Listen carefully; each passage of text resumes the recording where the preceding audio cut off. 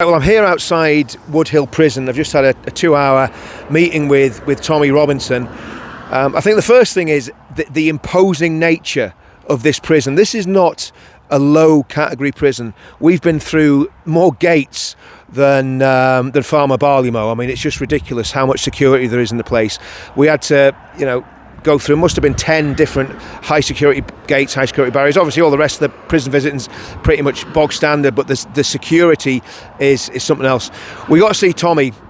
He was sitting there waiting for us, and basically loads of hula hoops, Doritos, Coke, and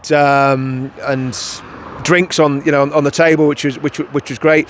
So we had a really good meeting. Like I said, we're there for 2 hours. We discussed everything. We discussed the political situation in the world. We discussed what's happening in politics in the UK, and it was all very, very positive. Tommy himself, considering that he is locked up for 21 hours a day, and remember, he's only getting visits on 4 days a week, so he's locked up the vast majority of the time.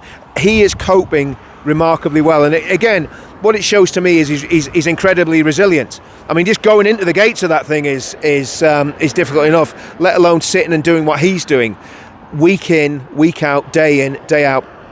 He was telling me he's been doing a Bible study with a Pentecostal pastor that's taking him under his wing on I think he's doing that on a Monday, which is great because obviously he's getting an overview of the Christian faith, which is what it's all about. He's talking about the events. He's talking about what he wants to do when he comes out, and there's a plan for a massive, and I'm going to say that about 6 times, the biggest free speech event that's ever been held in the UK. That's what we're planning on doing in September. And again, we're going to work on dates, and we're going to get an exact date for that. But that's going to be something that the UK has never seen before. We're going to have hundreds of thousands of there. It's going to be as simple as that. We'll talk about other things relating to the movement. Again, things that we're not necessarily going to go into on this video. But I think the encouraging thing is that he is coping well. But the discouraging thing is he really shouldn't be in there. I mean, the reality is he is in the wrong category prison. He should be in a DCAT prison, and he should be, really and truthfully, we believe that he should be getting home with a tag.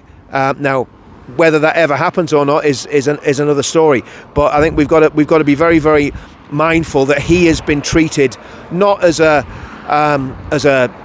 civil prisoner, but as a Category C prisoner. And of course, he's not a criminal. He hasn't committed a criminal offence. It's a civil offence that he's in prison for.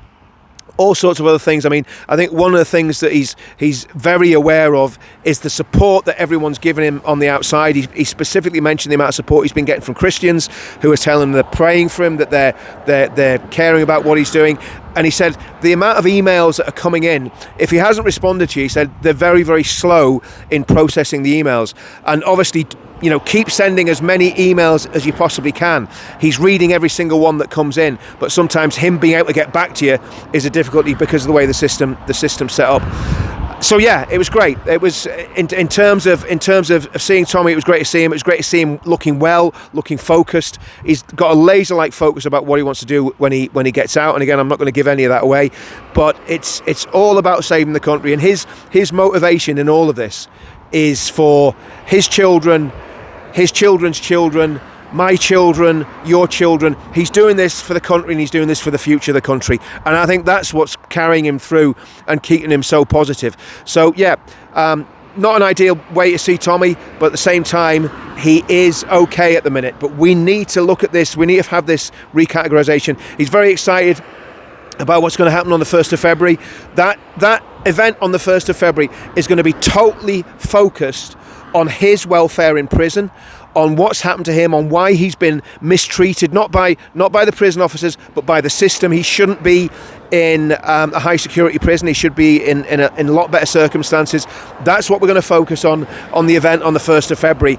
And Tommy's fully behind that. He's fully behind that event. And also, he's very, very aware of what's happened to the prisoners that have been locked up unjustly after the dreadful incident in Southport. He's very, very aware of that, and he wants them to be a focus of the event on the 1st of February as well. So there's a lot going on. said a lot of stuff that I'm not going to obviously disclose just on this first video. I need to process everything that he's told me and work out what we can talk about, what we can't talk about.